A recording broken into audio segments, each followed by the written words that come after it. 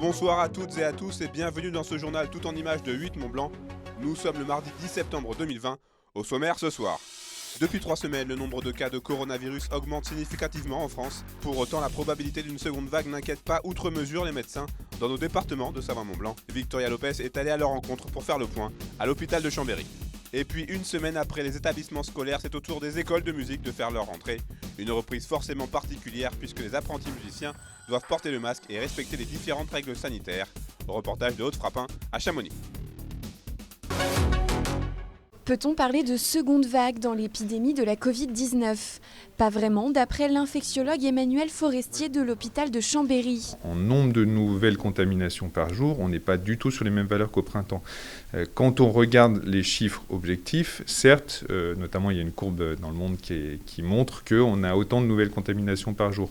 En réalité, vu qu'on testait beaucoup moins à l'époque, aujourd'hui on trouve beaucoup plus de malades, mais on a sans doute entre 10 et 20 fois moins de contaminations aujourd'hui par jour que ce qu'on avait au printemps.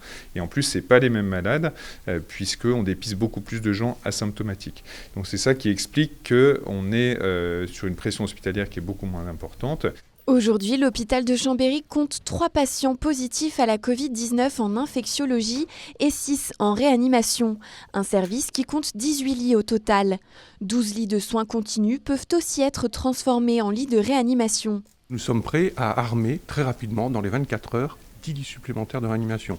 Cela dit, il n'arrive pas 2, 3, 4 patients par jour. En ce moment, c'est 1, 2, 3 patients par semaine. On n'est plus dans des secteurs Covid plus, Covid moins. On est dans des salles d'examen où on isole les patients pour les recevoir aux urgences adultes, pédiatriques, gynécologie, obstétrique.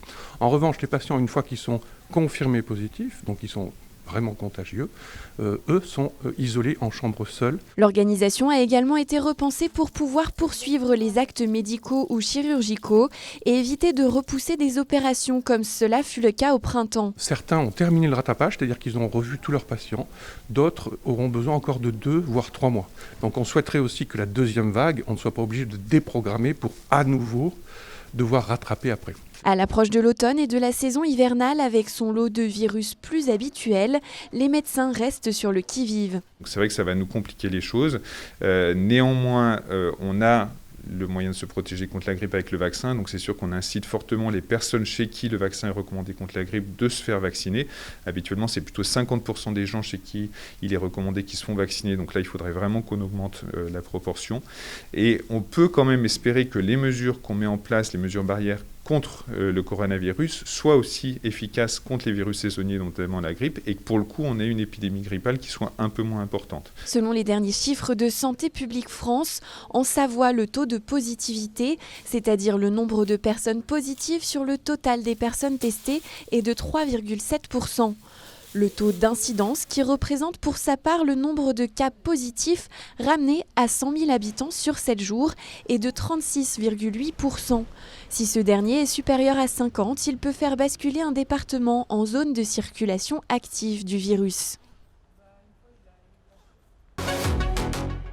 Nous sommes actuellement entre 35 et 45 cas par jour de nouveaux positifs, mais il faut dire que nous sommes l'un des cantons qui teste le plus sur le territoire, donc en cherchant plus, on trouve davantage. Mais je dirais qu'il est rassurant de constater qu'au niveau hospitalier, nous n'avons pas d'accroissement de personnes aux soins intensifs. Là, c'est le calme plat pour l'instant, parce que c'est vrai que la majorité des personnes qui sont touchées sont des jeunes et on sait qu'ils développent moins facilement des symptômes graves. Mais nous constatons aussi, et cela mérite une vigilance, une augmentation progressive de l'âge des personnes positives. Et donc nous ne voudrions pas revenir à une situation comme celle que nous avons connue ce printemps.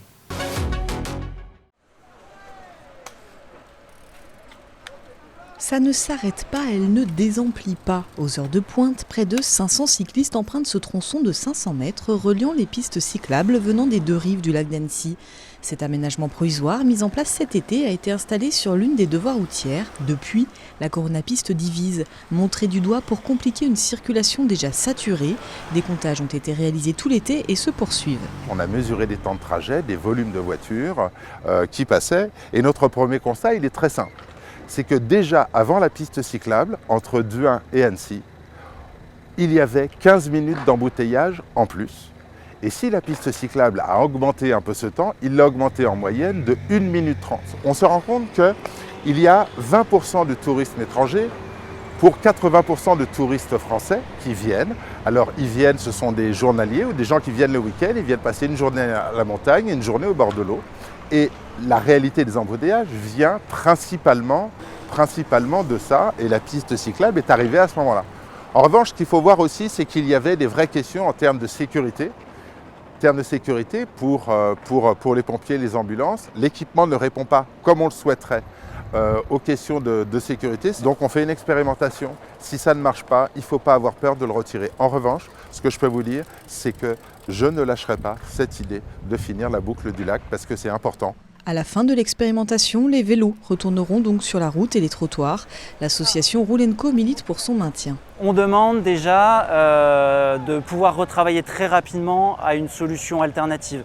Quelle que soit la forme qu'elle puisse prendre, encore une piste ou une éventuelle passerelle, même si on sait que la passerelle, ça fait des années qu'on en parle et pour l'instant il y a toujours eu des contraintes architecturales ou autres dans une zone classée qui ont fait que ça n'a pas pu exister. Donc nous, ce qu'on espère avant tout, c'est que, ok, elle va disparaître le 15 septembre, mais très vite, il faut une solution alternative parce qu'on le voit, la demande, elle est là.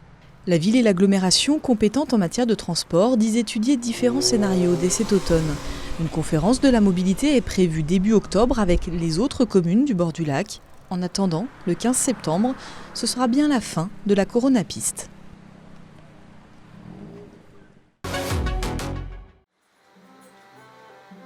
À Chamonix, les élèves de l'école de musique ont fait leur entrée masquée Covid oblige. Pour s'adapter à la crise sanitaire, le directeur de l'école a pris la décision d'adopter le protocole qui s'applique au sein des établissements scolaires. L'école de musique n'a eu aucune consigne, donc bon, moi ce que j'ai proposé et fait valider par les élus ici comme protocole, c'est d'adapter le protocole éducation nationale, c'est-à-dire de garder le principe général, c'est-à-dire qu'on essaye de prendre la rentrée normale avec tous les cours, les effectifs, et on fait le maximum, après on prend le maximum de précautions, c'est-à-dire bon, le masque évidemment pour tous ceux qui peuvent. Lavage des mains, port du masque et distanciation sociale sont donc de rigueur à l'école de musique et de danse de Chamonix. Et finalement, pour les violonistes, le masque n'est pas une si grosse contrainte. Personnellement, le masque, ça me dérange pas trop, donc c'est juste le gel qui... J'ai pas l'habitude du tout de mettre tout ça, mais c'est bien, donc c'est nécessaire. Avec le masque, c'est un peu compliqué, mais on s'en sort bien. C'est vrai que des fois, ça remonte un peu sur le visage, donc pour jouer de la musique, c'est pas toujours pratique. Mais ça va. Parce que c'est juste un peu gênant pour la respiration, mais ça compte pas beaucoup au violon. En revanche, pour les joueurs d'instruments à vent ou les chanteurs, le port du masque peut s'avérer plus compliqué. Les instruments à vent qui posent d'autres problèmes, donc qui forcément sont sans masque. Dans ce cas-là, on les éloigne, ils jouent au minimum 2 mètres les uns des autres. Donc voilà, en adaptant des protocoles comme ça, de changer de salle, on a changé quelques emplois du temps de salle pour pouvoir avoir de l'espace quand c'était vraiment nécessaire pour quelques musiciens sans masque. Voilà. Autre défi à relever, rattraper le retard induit par plusieurs mois d'absence. Mais selon le directeur de l'école, les élèves ont été assidus pendant le confinement. On a une majorité d'élèves qui ont suivi des cours à distance pendant le confinement et après, avant qu'on reprenne les 3 derniers cours qu'on a pu reprendre au mois de juin. La plupart des élèves n'ont pas décroché et ont suivi en visio ou en échange de vidéos ou des choses comme ça. Donc je ne pense pas qu'il y ait de grosses incidences non plus. Les violonistes n'ont donc pas perdu la main et ont attaqué cette rentrée avec des pièces de Beethoven. Preuve que même avec un masque, la musique est partout autour de nous, il suffit juste de l'écouter.